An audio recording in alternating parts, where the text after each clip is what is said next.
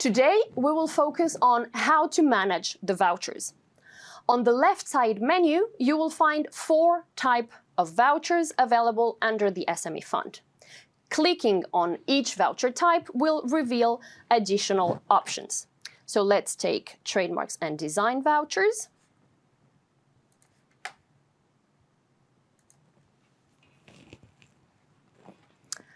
Each voucher displays key details, including the notification date, which corresponds to the date the grant was awarded and notified, as well as the voucher's expiry date. For trademarks and design, vouchers expire in 1 month unless they are extended. Since this voucher is currently in the final 2 weeks of its expiry date, you can see the Extend Expiry Date button. By clicking on it and confirming that we intend to extend it for an additional month, you will see that the expiry date has been extended for 1 additional month, and the voucher now has a total of 2 months to be used from the notification date. You can also see that this voucher is marked with a tag pending for activation, meaning that no reimbursement request has been submitted yet.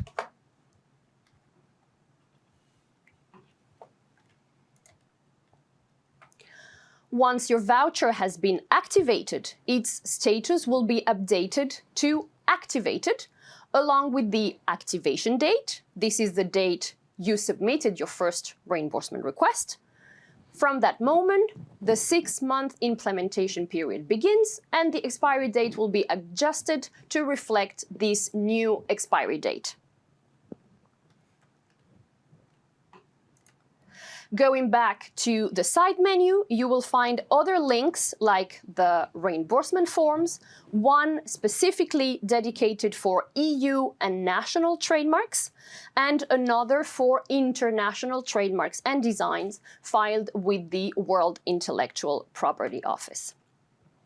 You can also save reimbursement requests as drafts, but remember that drafts are not submitted requests. Once a request is officially submitted, it will appear under the section here, Submitted Reimbursement Request, as you can see here on the screen. So now let's go and activate a trademark and design voucher in real time.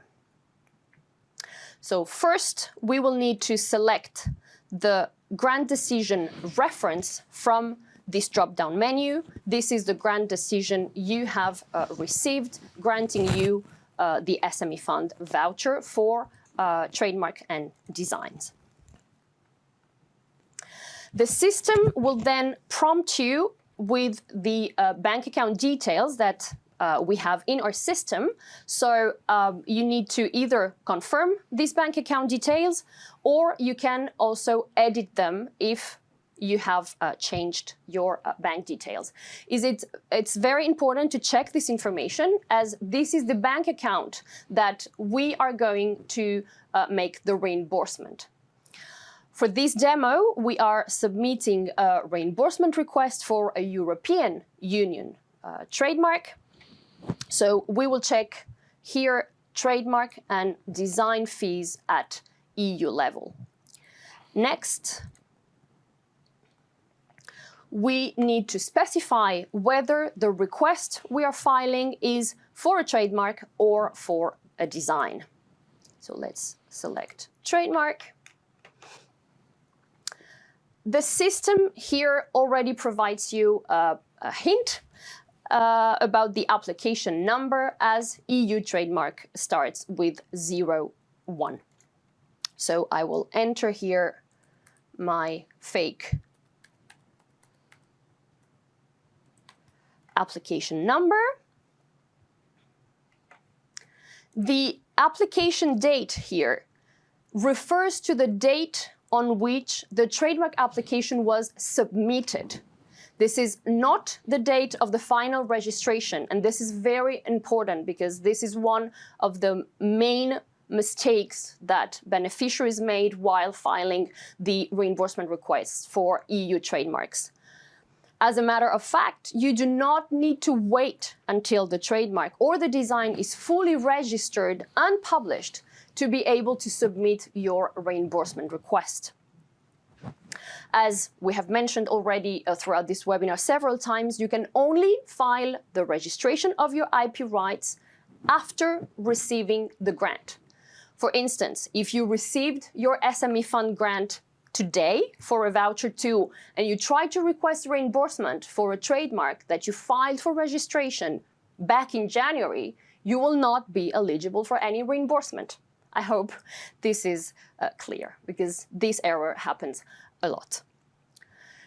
It is very important also to mention that the application fees must be fully paid before you submit a reimbursement request. In some cases, depending on the chosen payment method, transactions may not be processed immediately. If your payment methods takes time to process, you must wait until the payment is confirmed before you submit any reimbursement request. So now let's input the fees that we have paid. The online application fee for an EUTM is 850 euros, which includes one class.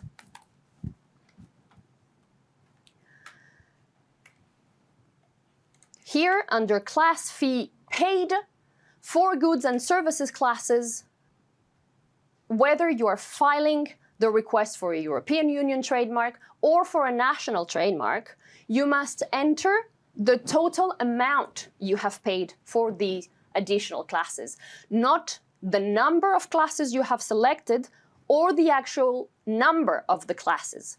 So this is very important. This is a mistake that happens also a lot. We are requesting here the amount that you have paid. So as the fee for a second class in EU IPO costs 50 euros, I will be entering here 50. If you have multiple trademark applications, you can also request the reimbursement in a single request for all of them together or separately. So if you click here on Add Another, you will see a new empty section to enter the details for your second trademark.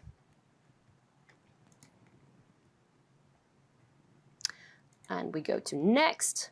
And here you will see the summary of the amount that you are claiming the reimbursement for.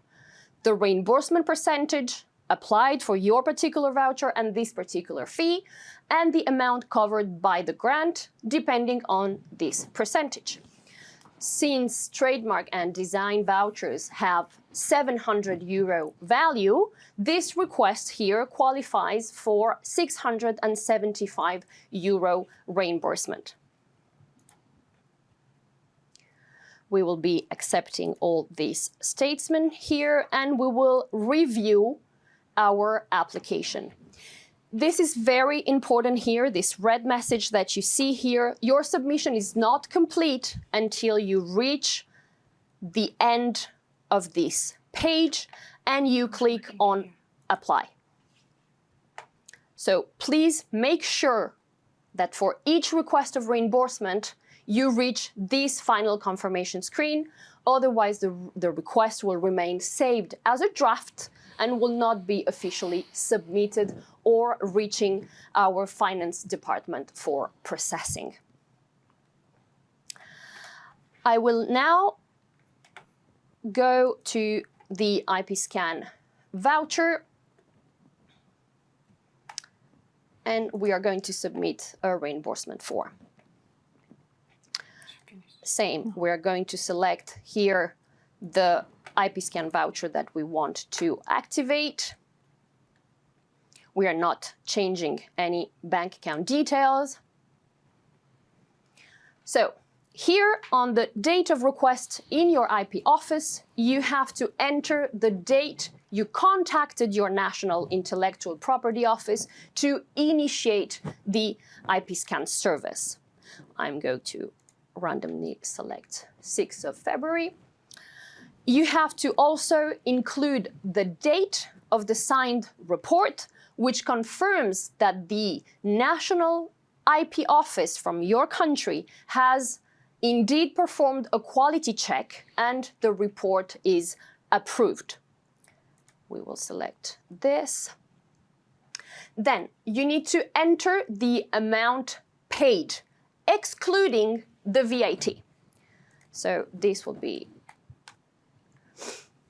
And also you need to enter the currency. You have to also put the name of the authorized IP scan expert who conducted the interviews with you and drafted the IP scan report. So let's just assume that this is a real person. And here you will need to select the file and you have to submit the proof of payment and report delivery. This is an official document certifying that the service was completed, quality checked, and paid for. So just make sure that you ask your National IP office this document for you to request a reimbursement. This document is mandatory. Without it, your IP scan reimbursement request will be rejected.